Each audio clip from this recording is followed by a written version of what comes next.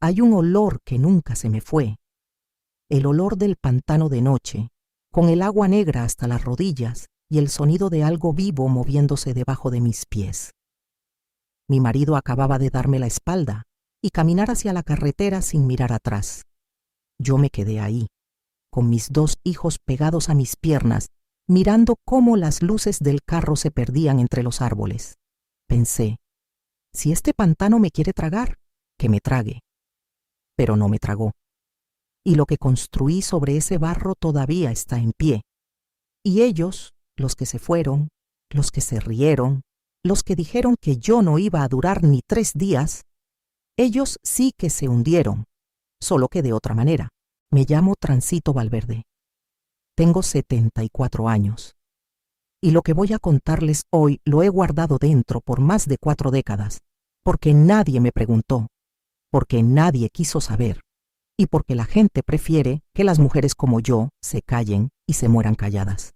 Pero yo no me voy a morir callada, yo me voy a morir hablando.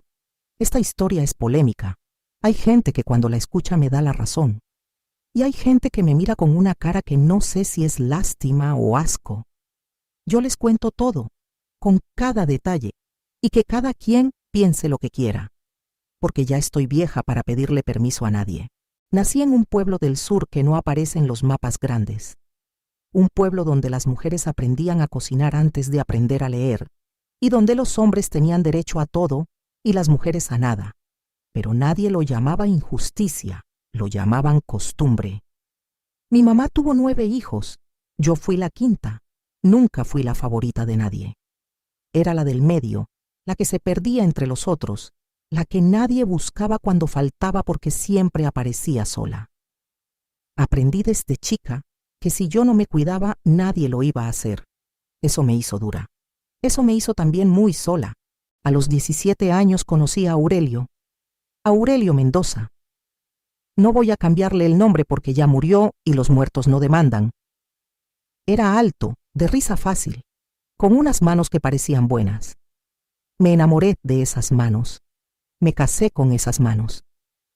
No supe hasta mucho después que esas manos también sabían mentir. Los primeros años fueron lo que son los primeros años. Trabajo, hijos, ilusiones pequeñas. Tuvimos a Rogelio, que nació grande y sano. Después vino Maricel, que nació callada, como si ya supiera algo que nosotros no. Aurelio trabajaba en la madera, cortando, cargando, vendiendo. Yo trabajaba en todo lo demás. Así es como funciona. Así siempre ha funcionado. Pero había algo que Aurelio nunca me dijo. Algo que supo desde antes de casarse conmigo y que guardó bajo 7 llaves. Ese secreto no lo descubrí el día que me dejó en el pantano. Lo descubrí años después, de la manera más brutal, de la manera que solo la vida sabe inventar para hacerle daño a uno en el lugar exacto donde más duele. La zona donde vivíamos, a unos 40 kilómetros del pueblo, lindaba con una extensión de terreno pantanoso que la gente local llamaba la Ciénega Larga. Nadie quería ese terreno. Era tierra fea, húmeda, con una neblina de madrugada que ponía los pelos de punta. Decían que ahí se habían hundido animales, maquinaria vieja, y según los viejos del pueblo, también algunas personas que nadie reclamó. Era tierra maldita, tierra que nadie quería, y sin embargo, ese era el terreno donde Aurelio un día me señaló y me dijo, ese pedazo es tuyo, o mejor dicho, nuestro. No entendí, no había nada ahí, solo barro, juncos, ranas y ese olor espeso de agua estancada. Le pregunté para qué. Me dijo que era una inversión, que algún día eso iba a valer. Yo no le creí, pero tampoco protesté. Firmé los papeles que me pusieron enfrente. Eso fue un error. No porque firmé, sino porque no leí bien lo que firmé. Nunca leí bien lo que firmé. Y eso, años después, se convirtió en el filo de un cuchillo que no vi venir. Fue en esa misma época, unas semanas después de firmar, que encontré la cuerda. Era una cuerda de fique, gruesa, vieja, de esas que usan para amarrar carga pesada en los camiones del mercado. Estaba tirada en un rincón del galpón, enredada con hojas secas y un trapo grasoso. No sé por qué la recogí. No tenía para qué. La desenredé, la limpié, la enrollé bien y la colgué de un clavo junto a la puerta del galpón. Aurelio me preguntó qué hacía con esa cosa vieja. Le dije que nunca se sabe para qué puede servir una cuerda. Se rió. No contestó. Esa cuerda se quedó ahí, colgada, quieta, esperando, como yo. Lo que no sabía era para qué iba a necesitarla. Lo que no sabía era que esa cuerda iba a ser lo último que tocaría antes de que todo se derrumbara. Y también lo primero que tocaría cuando empecé a construir algo nuevo. Pero eso viene después. Por ahora solo les cuento que estaba ahí, colgada, y que yo la miraba cada mañana sin saber que me estaba mirando de vuelta. Los problemas con Aurelio no llegaron de golpe. Llegaron como llega el agua en los pantanos, despacio, sin ruido, sin que uno se dé cuenta hasta que ya tiene los pies mojados. Primero fueron las ausencias. Salidas que duraban más de lo normal, explicaciones que no cuadraban. Plata que aparecía y desaparecía sin que yo entendiera de dónde venía ni a dónde iba. Yo preguntaba con cuidado, porque con Aurelio había que tener cuidado, y él siempre tenía una respuesta, siempre. Eso debería haberme dicho algo. Los hombres que tienen respuesta para todo están ensayando. Había en el pueblo una mujer que se llamaba Soledad Parra.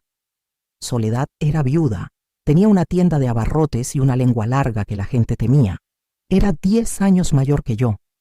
Siempre me miraba de una manera que yo no sabía descifrar. No era enemistad, no era lástima. Era algo más complicado, algo parecido al reconocimiento, como si ella supiera algo de mí que yo misma no sabía todavía. Un día me paró en la calle y me dijo, sin rodeos, sin saludar siquiera: «Tránsito, cuídese. Los terrenos junto al pantano no son lo que le dijeron». Antes de que pudiera preguntarle qué quería decir, ya se había ido. Entré a casa con esa frase en la cabeza. La repetí en silencio toda la noche. Y al final decidí que era cosa de chismes de vieja. Fue el peor error de juicio que cometí en mi vida. Porque Soledad Parra sabía. Y yo no quise saber. Y esa diferencia entre las dos fue la que me costó todo. El año que Aurelio me dejó en el pantano fue el año en que llovió más de lo que nadie recordaba.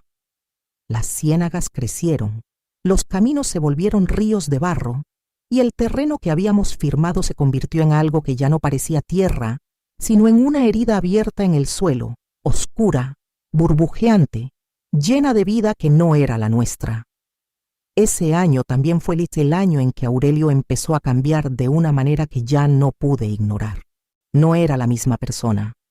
O mejor dicho, era la misma persona, solo que ya no se molestaba en esconderse. Las mentiras se volvieron más descuidadas, las ausencias más largas. Y yo, que me había acostumbrado a aguantar, empecé a sentir algo que no sentía desde chica: miedo. No el miedo al golpe ni al grito, miedo a algo que no podía nombrar, miedo a lo que venía. Fue una noche de marzo cuando me dijo que tenía que ir a revisar el terreno, que habían reportado movimientos extraños cerca de la ciénega, que alguien podría estar ocupando parte del lote. Me pidió que fuera con él. Me dijo que necesitaba un testigo, que los papeles estaban a mi nombre también, y que si había un problema legal, era mejor que los dos estuviéramos presentes. Llevé a los niños porque no tenía con quién dejarlos. Rogelio tenía 9 años. Maricel tenía 6. Llegamos al borde del pantano cuando el sol ya estaba bajando, y ese olor espeso, ese olor que les digo que nunca se me fue, ya estaba en el aire como una advertencia. Aurelio caminó un poco hacia adelante. Dijo que iba a verificar algo. Me pidió que esperara con los niños. Esperé. 5 minutos, 10, 20. Llamé su nombre. El pantano me lo devolvió sin respuesta. Cuando caminé hacia donde él había ido, no había nada. Solo barro. Y a lo lejos, por el camino de tierra, las luces de nuestro carro alejándose. Me dejó ahí, con mis hijos, en la orilla de un pantano, de noche. Lo que hice en las siguientes horas no se lo deseo a nadie. pero tampoco me arrepiento de haberlo sobrevivido, porque esa noche, parada en el barro con Maricel dormida en mis brazos y Rogelio apretándome la mano tan fuerte que me dejó marcas, tomé una decisión que no sabía que estaba tomando. Una decisión que tardé años en entender. Una decisión que cambió todo lo que vino después. Solo que el precio de esa decisión todavía no lo conozco del todo. Y hay días en que me pregunto si lo que hice fue valentía o fue algo más oscuro. Pero eso tampoco se lo voy a responder hoy. Eso viene después. La primera semana después de que Aurelio me abandonó fue la peor semana de mi vida. Y mire que he tenido semanas malas. Semanas que parecían diseñadas para romperme. Pero esa semana fue diferente porque fue la primera. La primera vez que entendí, de verdad, de adentro, que estaba completamente sola. No como metáfora. Sola de verdad. Sin dinero. Sin familia cerca. Con 2 niños pequeños y un terreno en el pantano que, según los papeles que Aurelio me había hecho firmar, era lo único que estaba en mi dondo y nombre. Fui al pueblo a buscar ayuda. Fui con los niños de la mano, con la ropa todavía oliendo a ciénaga, y entré a la alcaldía a preguntar qué podía hacer, a quién podía acudir, si había algún programa, algún auxilio, algo. El funcionario que me atendió me miró de arriba abajo, escuchó mi historia con esa cara de quien ya oyó demasiado y me dijo que sin documentos no podía hacer nada, que volviera cuando tuviera papeles en regla, que si el terreno estaba a mi nombre, pues al menos tenía dónde vivir. ¿Dónde vivir? En el pantano. Gracias, señor. Fui a la casa de mi cuñada Bernarda, hermana de Aurelio, pensando que quizás ella no sabía, que quizás le dolería, que quizás me abriría la puerta. Bernarda me abrió la puerta, me miró. Miró a los niños y me dijo, con una calma que todavía me hiela la sangre, que Aurelio le había dicho que yo era una mujer difícil, que él había aguantado mucho, que si me había dejado, algo habría hecho yo para merecerlo. Cerró la puerta despacio, sin drama, como quien cierra un libro aburrido. Me senté en el andén con mis hijos y estuve un rato sin mover. Rogelio me preguntó si íbamos a comer. Le dije que sí. No tenía ni para el bus. Fue Soledad Parra quien me encontró ahí sentada. Salió de su tienda, cruzó la calle y sin decir nada me puso en la mano un pan y un cartón de leche. Después se sentó a mi lado. No me preguntó nada. Solo se quedó ahí. Y yo, que no había llorado desde la noche del pantano, me puse a llorar ahí mismo, en ese andén, con toda la gente del mercado mirando. Soledad me dejó llorar. Cuando terminé, me dijo algo que jamás olvidé. Tránsito, usted ya tocó fondo. Lo bueno de tocar fondo es que desde ahí solo se sube. Lo malo es que nadie le va a dar la mano para subir. Eso lo tiene que hacer usted sola. Y tenía razón. Completamente, dolorosamente, tenía razón. Volví al terreno, volví al pantano, porque no tenía más a dónde ir. Esa noche dormimos en el suelo, los 3 juntos, en la única parte seca que encontré, arropados con unos costales viejos que había en el galpón destartalado que estaba al borde del lote. Y lo primero que vi cuando amanecí, colgada del clavo junto a la puerta, era la cuerda de fique. La agarré. La descolgué. Hice un nudo en uno de sus extremos, sin saber bien por qué, y me la amarré a la cintura como si fuera un cinturón, como si eso me fuera a sostener de algo. Maricel me miraba con sus ojos enormes. Le dije, «Mija, vamos a construir algo». Ella no dijo nada. Tenía 6 años y ya sabía cuándo hablar y cuándo callar. Empecé por el galpón. Era una ruina, pero era algo. 4 paredes a medias, un techo de zinc con huecos, un piso de tierra apisonada. Con lo que había ahí, madera rota, latones, pedazos de plástico, piedras del borde del pantano, empecé a tapar los huecos. Rogelio me ayudaba. Cargaba piedras, sostenía tablas. 9 años, y trabajaba como un hombre pequeño con una seriedad que me partía el alma y me llenaba de orgullo al mismo tiempo. Pero el pantano no es un lugar fácil para vivir. El barro se mete en todo, La humedad se come la madera, la ropa, los huesos. Las noches son frías de una manera que no es solo temperatura, es algo más profundo, como si el frío viniera de adentro de la tierra. Empecé a tener unos ataques que no sabía nombrar. Me despertaba de madrugada con el corazón desbocado, con la sensación de que las paredes se cerraban, que el barro iba a entrar, que me iba a ahogar. Me quedaba sentada en la oscuridad, con los niños dormidos a mi lado, respirando despacio, contando, apretando la cuerda de fique que siempre tenía cerca, como si ese tacto áspero fuera lo único real. Esos ataques duraron meses. Nadie me los diagnosticó. Nadie me dijo que tenían nombre. Solo sé que los sobreviví sola, de madrugada, apretando una cuerda. Fue en ese tiempo cuando empecé a notar algo extraño con el terreno. Algo que Aurelio sabía y yo no. Algo que Soledad había intentado advertirme. El agua del pantano, en la parte más alejada del lote, tenía un color diferente en ciertas horas del día. Un color oscuro, casi marrón rojizo. Y el suelo en esa zona, cuando la sequía daba tregua, se endurecía de una manera que el resto del barro no se endurecía. Era como si debajo de toda esa agua sucia hubiera algo firme, algo sólido.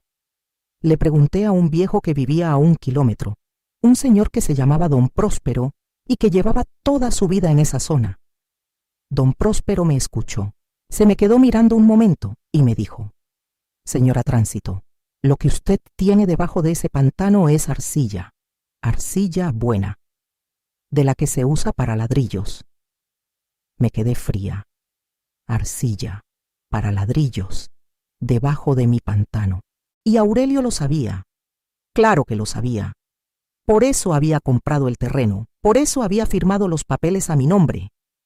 Para que si algo salía mal con los permisos o los impuestos, el problema fuera mío.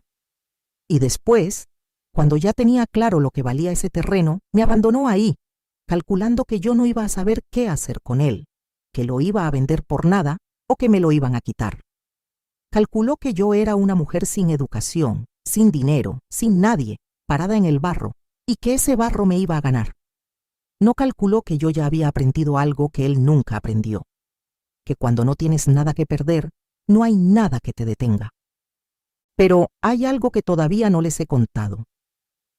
Algo que pasó 3 semanas después, una mañana, cuando don Próspero vino a verme al terreno con una cara que yo no le había visto antes. Una cara de quien trae noticias que no sabe cómo dar. Y lo que me dijo ese día me dejó sin aire, me dejó sin palabras, me dejó también sin la única certeza que pensaba que todavía me quedaba. Quiero pedirles un favor antes de seguir, y perdonen que interrumpa, pero necesito decirles algo. Si están escuchando hasta aquí, si esta historia les está llegando, hagan el favor de darle me gusta a este video. Ese corazoncito que ven ahí, tóquenlo. Y si todavía no están suscritas a este canal, vayan a ese botón que dice suscribirse, el que es negro, y apriétenlo. No es complicado, mija. Un solo toque y ya están con nosotras. Eso nos ayuda muchísimo a poder seguir contando estas historias. Y lo que viene ahora, lo que don Próspero me dijo esa mañana, les juro que les va a chocar el corazón. Don Próspero llegó caminando despacio, con su sombrero de paja en la mano, lo que ya era señal de que traía algo serio. La gente de campo no se quita el sombrero si no es para algo grave. Se paró frente a mí y tardó en hablar. Yo lo dejé. Aprendí que el silencio de los viejos hay que respetarlo. Cuando habló, lo primero que dijo fue: «Señora, ¿usted sabe que Aurelio Mendoza vendió el terreno?» El mundo se me fue por un momento. Le dije que no podía haber vendido nada, que el terreno estaba a mi nombre. Me miró con esa paciencia de quien sabe más de lo que dice. «No este terreno», dijo. «El de atrás, el que linda con el suyo por el lado del río. Ese sí estaba a nombre de él. Y lo vendió hace 2 semanas a una empresa de materiales de construcción que ya mandó ingenieros a revisar la zona. Tardé en entender. Y cuando entendí, el corazón se me fue al suelo. Aurelio había dividido el proyecto en 2 partes. El terreno de acceso, el que da al camino, lo puso a su nombre. Y el terreno pantanoso, el que no vale nada a primera vista, el que nadie quería, ese me lo dejó a mí. Lo que él vendió era el acceso. Sin el acceso, mi terreno no servía para nada. Quedaba encerrado, rodeado por propiedades ajenas y por el pantano, sin manera de entrar ni de sacar nada. Era un pedazo de tierra atrapado. Era exactamente lo mismo que yo. Esa noche no dormí. Estuve sentada en la oscuridad, con la cuerda en las manos, escuchando el sonido del pantano, pensando que Aurelio había sido más calculador de lo que yo creía, que todo había sido un plan, que me había usado para firmar, para guardar el terreno a mi nombre mientras él hacía sus negocios, y después me había tirado ahí como quien tira un trapo viejo, con mis hijos, en el barro, y entonces pasó algo que no me esperaba, algo que cambió todo, algo que vino de la dirección más imposible. Vino de Maricel. Mi hija tenía 6 años. 6 años. Y una madrugada, cuando yo estaba sentada afuera escuchando el pantano, se despertó, salió descalza, se sentó a mi lado y me dijo con esa voz suya tan quieta: «Mamá, ¿por qué no pasamos por el pantano?» La miré. Le pregunté qué quería decir. Y ella, con toda la lógica de una niña de 6 años, que ve el mundo diferente a los adultos, me explicó: si el camino de la carretera no es nuestro, pues ¿por qué no hacemos otro camino por dentro del pantano? El señor Próspero dijo que al fondo hay tierra dura. Si hay tierra dura, se puede caminar. Y si se puede caminar, se puede construir. Me quedé mirándola tanto tiempo que ella se aburrió y se fue a dormir. Una niña de 6 años descalza en la madrugada había visto lo que yo no había podido ver, que el obstáculo y la solución eran la misma cosa, que el pantano que me habían dado para hundirme era el pantano que me iba a sacar a flote.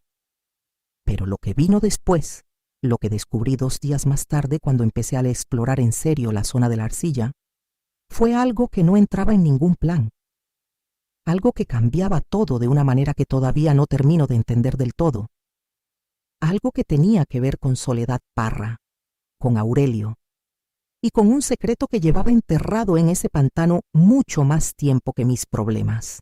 Empecé a explorar el fondo del pantano con una vara larga que corté de un árbol muerto. Iba despacio, tanteando el terreno, con las botas de caucho que don Próspero me prestó y la cuerda de fique amarrada a mi cintura, atada al otro extremo a un árbol firme en la orilla, por si el fango me jalaba. Rogelio me vigilaba desde la orilla. Le había dicho que si yo me hundía más de la cintura, que corriera a llamar al señor Próspero. Me miró con una seriedad de hombre viejo y me dijo que sí. Tardé 3 días en encontrar el patrón. El agua seguía unos canales naturales que no eran aleatorios. Era como si el terreno tuviera una lógica escondida. Venas por donde el agua buscaba salida, pero no encontraba. Y entre esas venas había franjas de tierra casi sólida, arcilla mezclada con piedra menuda, que sostenían el peso si uno sabía por dónde caminar. Era un laberinto, pero era un laberinto que tenía solución. Y entonces, en el tercer día de exploración, cuando metí la vara en un punto donde el agua era más clara y el fondo se sentía más firme, toqué algo que no era tierra, era duro, más duro que la arcilla. Era plano, tenía bordes. Lo desenterré con las manos, con el agua sucia hasta los codos, con el corazón golpeándome en el pecho. Era una caja de metal, pequeña, del tamaño de una caja de zapatos, oxidada pero cerrada. Cerrada con un candado que todavía funcionaba. La saqué. La llevé a la orilla. La puse en el suelo frente a mí y la estuve mirando un largo rato. Rogelio preguntó qué era. Le dije que no sabía.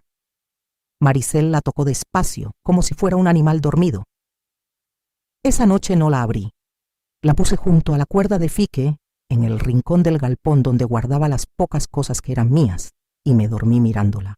Al día siguiente, cuando fui al pueblo a buscar a don Próspero para pedirle una herramienta para forzar el candado, me lo encontré en el camino. Venía hacia mí. Y no venía solo.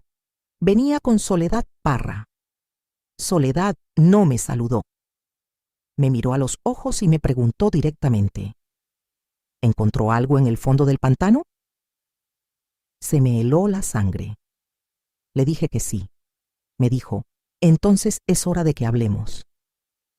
Nos sentamos en casa de don Próspero y Soledad me contó algo que Aurelio nunca me contó, algo que cambiaba la historia entera desde el principio, algo que explicaba por qué el terreno estaba a mi nombre, por qué Soledad me había advertido, por qué Aurelio había tenido tanto cuidado en que yo no leyera bien los papeles. Ese terreno no era solo terreno. Ese terreno era parte de un litigio familiar que venía de antes de que yo existiera. Era tierra que había pertenecido a la familia de Soledad.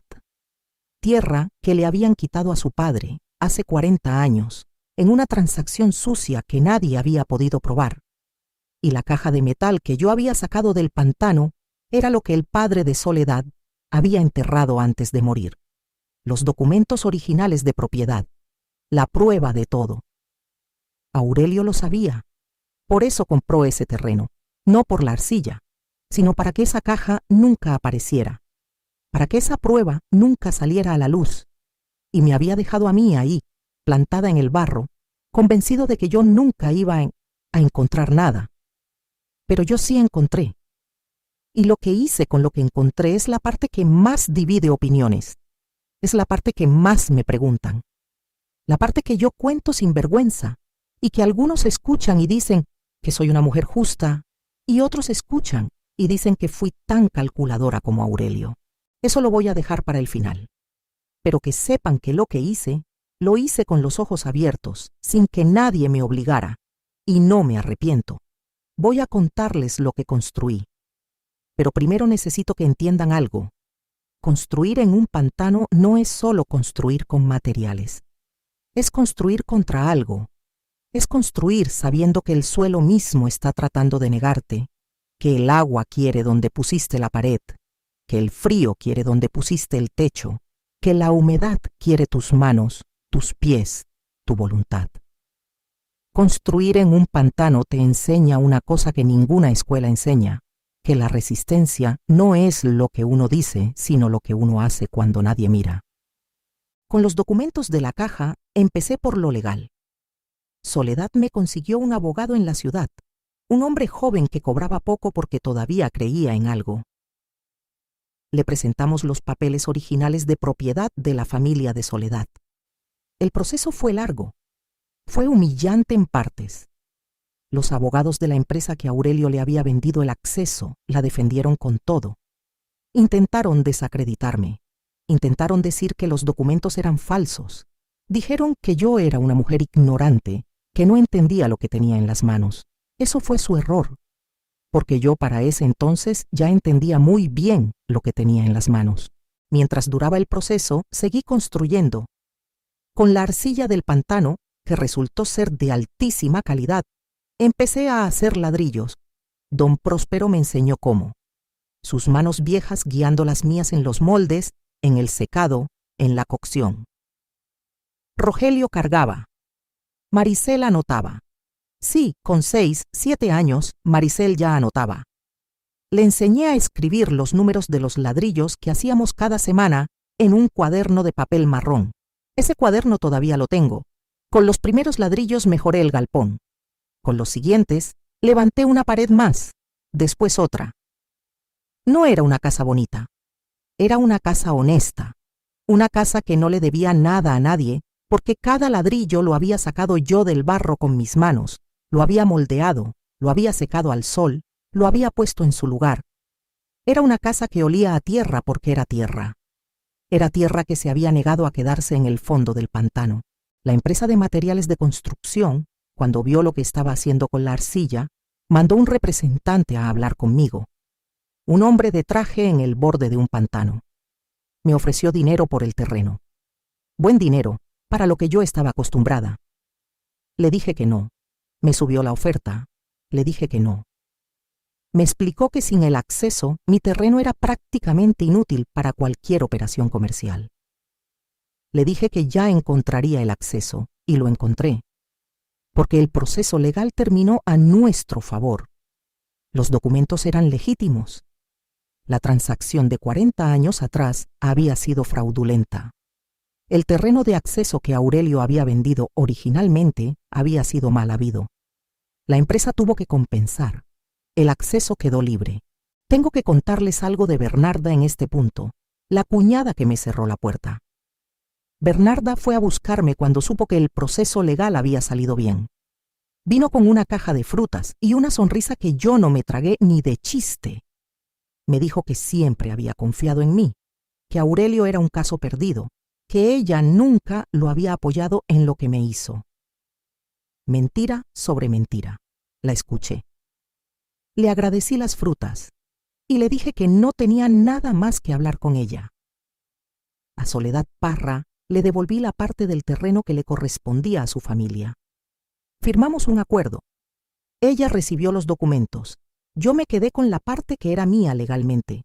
No le di más de lo que los papeles decían que era de ella. No le di menos. Justo es justo. Pero lo que hice después con Aurelio es lo que más divide.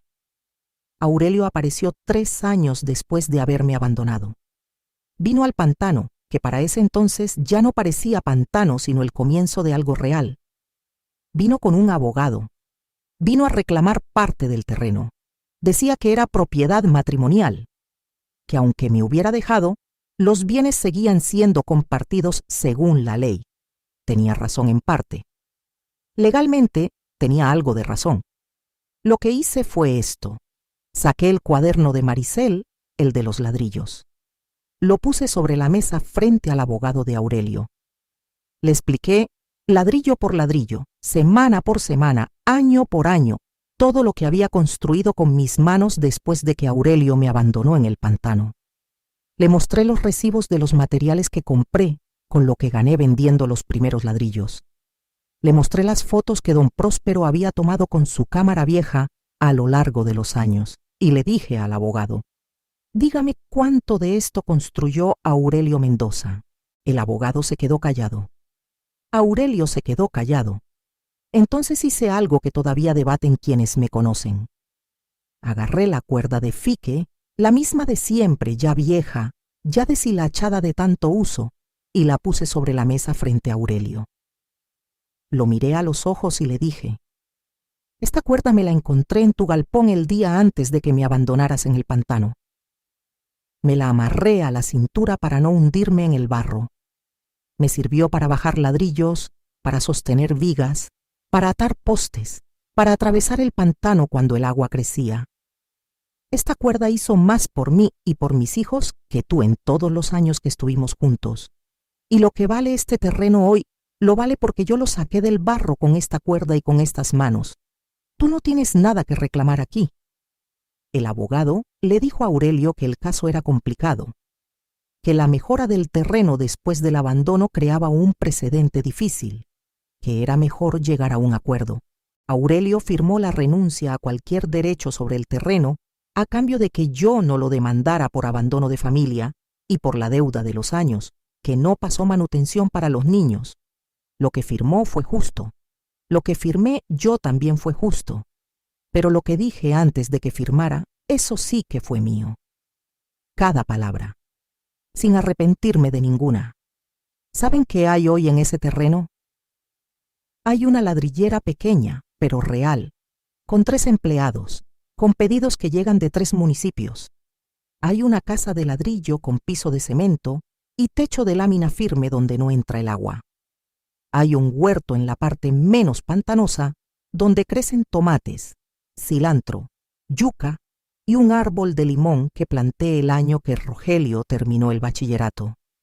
Hay un cuarto extra que construí para cuando Maricel viene a visitarme con sus hijos, mis nietos, que corren por ese terreno que su abuela sacó del barro sin que sepan todavía, los pobres, lo que costó cada metro cuadrado de lo que pisan.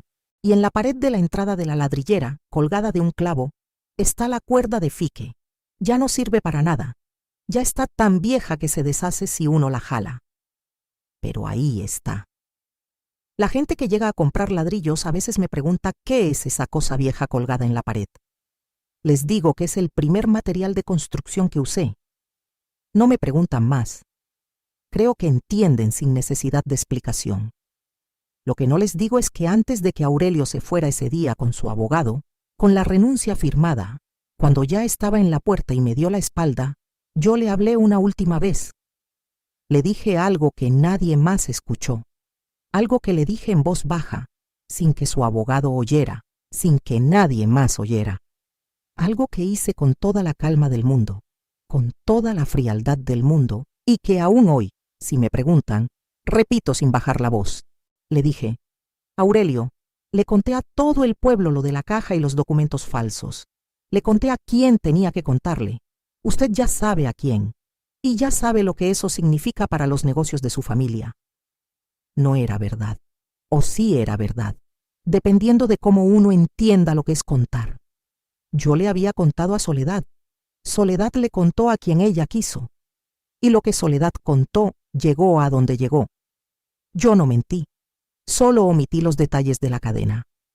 Aurelio se fue sin contestar. ¿Tuve razón? ¿Me pasé? ¿Fui justa o fui tan estratégica como él? No sé, no me pregunten. Yo sé que sobreviví, que mis hijos sobrevivieron, que construí algo sobre el barro que todavía está en pie, y que la cuerda sigue en la pared. Y sé que no me arrepiento de nada, de absolutamente nada. Que cada quien piense lo que quiera. Miren, antes de que me vayan, quiero pedirles algo con todo el cariño. Si esta historia les llegó, si algo de lo que conté les tocó por dentro, hagan el favor de darle me gusta al video. Ese corazoncito que está ahí, ese, es fácil, un solo toque. Y suscríbanse al canal si todavía no lo han hecho. Ese botón negro que dice suscribirse, solo hay que apretarlo una vez, y ya están con nosotras para siempre. Eso nos ayuda más de lo que imaginan para poder seguir contando estas historias. Y si usted que está escuchando ha vivido algo parecido, si alguna vez le tocó construir desde el fondo de algo que parecía imposible, déjenos su comentario ahí abajo, cuéntenos. No tiene que ser todo, solo lo que quiera. Estas historias se hacen más grandes cuando las compartimos entre todas. Todos los días las esperamos aquí con nuevos relatos, con nuevas vidas que duelen y que enseñan, con mujeres que el mundo creyó que se habían hundido y que resultaron ser las más firmes. Y perdónenme si el video se hizo largo. Sé que es mucho tiempo, sé que tienen sus cosas, pero es que estas historias no se pueden contar a medias. Esta vida no se puede contar a medias. Necesitaba soltar todo esto ya. Llevaba demasiado tiempo guardado, perdón, pero necesitaba este desahogo. Gracias por quedarse hasta el final, de verdad. Gracias.